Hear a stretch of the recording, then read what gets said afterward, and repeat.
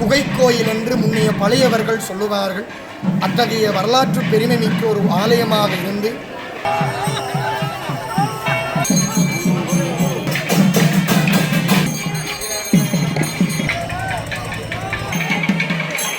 மிகச் சிறப்பாக விழாக்கோலம் பூண்டிருக்கின்ற இந்த திருச்சீச்சரம் பதியிலே நாங்கள் எல்லாரும் ஒன்றிணைந்திருப்பது இந்த பராபர வருஷத்திலே மிகச் வணக்கம் ராவலே, நான் உங்கள் இது என்ன காணொலி பார்க்க போகிறோம் என்றால், அதாவது பன்னாலையில் இருக்கிற திருச்சீரம் முருகன் ஆலயத்தில் வருடாந்த மகோத்சவத்தில் இன்றைய தினம் தேர்திருவிழா இன்றைக்கு நடைபெற இருக்கிறது. அதாவது வருடத்தில் இன்றைய தினம் தேர்திருவிழா இன்றைக்கு நடைபெற இருக்கிறது. முழுமையான காணொலியாக பார்க்க போகிறோம். வாங்க வீடியோக்குள்ளே போகலாம். மறக்காமல் லைக் பண்ணுங்க, ஷேர் பண்ணுங்க, சப்ஸ்கிரைப் பண்ணுங்க.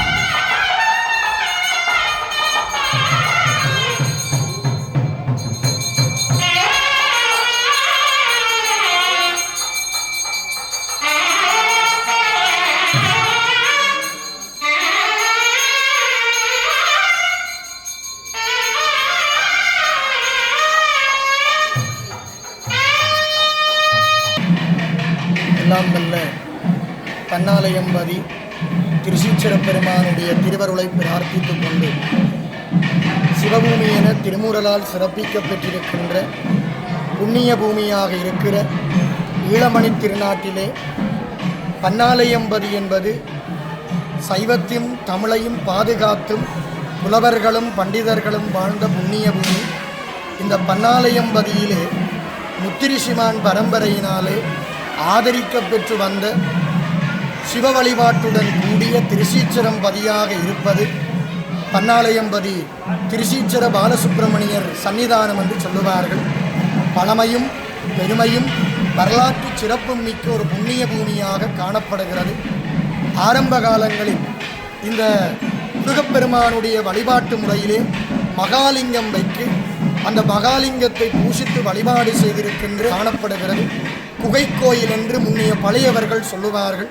அத்தகைய வரலாற்று பெருமை மிக்க ஒரு ஆலயமாக இருந்து போர்ச்சூழல்கள் நிறைவு பெற்று இந்த இடத்திலே மகா கும்பாபிஷேகங்கள் செய்து இந்த ஆலயத்தை மீள புனருத்தாபனம் செய்து மகா கும்பாபிஷேகம் கண்டு இன்றைக்கு விசாலமான ரத உற்சவங்களை நிகழ்த்தக்கூடிய ஒரு விசேஷமான ஆலயமாக பன்னாலயம்பதி திருச்சீச்சர பெருமாள் ஆலயம் காணப்படுகிறது. இந்த பன்னாலயம்பதியிலே மிக பிரதானமாக அர்த்தலம் கற்பக விநாயகர் ஆலயம், சிவபூதவராயர் ஆலயம், திருச்சீச்சரம் முருகன் ஆலயம், குருநாதர் ஆலயம், இப்படி ஏராளமான ஆலயங்கள் சூழப்பெற்றிருக்கின்ற இந்த புண்ணிய பூமியிலே முருகப்பெருமானுடைய சன்னிதானம் என்ற பெருமையிலே சித்திரை மாதத்தினுடைய அமாவாசையினை தீர்த்தோற்சவ நாளாக கொண்டு சித்திரையிலே அமாவாசை பதியிலே அந்த தீர்த்தோற்சவம் திதியை தீர்த்தோற்சவமாக கொண்டு 25 நாட்கள் மகோற்சவ பெருவிழா கடைபிடிக்கப்படுகிறது. இன்றைய நன்னாள் ரத உற்சவம். ரத உற்சவம் என்று சொல்லுகின்ற போது ரதம் என்பது ஒரு ஆலயத்திலே இருக்கிற தெய்வீகம் கோயிலாக எழுந்து கிராமத்தை வலம் பெறுவது என்பது என்னுடைய ஆகம விதிகள். ஆகம விதிக்கமைவாக இந்த ரதத்தை வடிவமைத்திருக்கிறார்கள். சிற்பாசாரியினுடைய அந்த உளியினாலே செதுக்கல் வேலைகளை செய்த ரதம். ஆகம விதி பிரமாணத்தின் அடிப்படையிலே ஸ்தபதியார் இதுக்கு கலைஞன் என்று சொல்லுவார்கள். அவர்கள் பரம்பரையாக ஆச்சாரிய மரபிலே வந்தவர்கள். அவர்கள் அந்த ஆலயத்தினுடைய கருவறை அளவு பிரமாணத்துக்கு ஏற்ற வகையிலே தான் ரதத்தினுடைய பீட அமைப்பு அமைய வேண்டும். கலசம் பீடம் இந்த இரண்டையும் இணைவுபடுத்துவது விமானம் என்று சொல்லுவார்கள். மார்க்கங்களை குறிப்பதை அங்கே ரதத்தினுடைய சக்கரங்களாக வைத்து முன்னிய காலத்திலே அக்கினி பிரவாகத்தை சிவனுக்கு ரதமாக செய்து கொடுத்தார்கள். நாங்கள் ரதத்தினுடைய வடிவமைப்பை பார்க்கிற போது அகன்று ஒடுங்கி இருக்கும். இதை சொல்லுவது மிகச் சிறப்பாக அக்கினி பிரவாகம் என்று. அதே போல இன்றைய நன்னாளிலே அந்த ரதம் பலம் பெறுவது என்பதும் மிக ஒரு புண்ணிய காலம் என்று சொல்லுகிறோம். இந்த அடியார்கள் எல்லாரும் நாலாதிக்கிலும் இருந்து வருகை தந்து இந்த ரத உற்சவத்திலே கலந்திருக்கிறார்கள். ஈழத்தினுடைய தலை சிறந்த தவில் வித்துவான்கள் உதயசங்கர் அவர்கள், தட்சணாமூர்த்தி உதயசங்கர் அவர்களும் பிரசன்னா அவர்களும், அதேபோல வட்டூர் தவில் வித்துவான் ராமநாதன் புதல்வர்களும், நாதேஸ்வர கலைஞர்கள் நாகதீபன் குழுவினர்கள் மற்றும் வசந்தன் குழுவினர்கள், கேதீஸ்வரன் ஞானம் குழுவினர்கள் இணைந்து தவில் நாதஸ் கானங்களையும் வட்டூர் ராமநாதனுடைய புத்திரர்கள் நாத கானங்களை இசைத்த வண்ணமாகவும் இசைக்கிறார்கள். சிறப்பாக விழாக்கோலம் பூண்டிருக்கின்ற இந்த திருச்சீச்சரம் பதியிலே நாங்கள் எல்லாரும் ஒன்றிணைந்திருப்பது இந்த பராபர வருஷத்திலே மிகச் சிறப்பாக எல்லோருக்கும் சகல சௌபாக்கியங்களும் சகல செல்வங்களும் கிடைக்க வேண்டும் என்று பிரார்த்தித்து இந்த சித்திரை மாதம் பராபர வருஷத்திலே சித்திரையினுடைய அமாவாசையை மையமாக கொண்டு நடக்கிற மகோற்சவத்திலே இப்போது ரத உற்சவம் இன்றைய நன்னாளிலே நடைபெறுவது.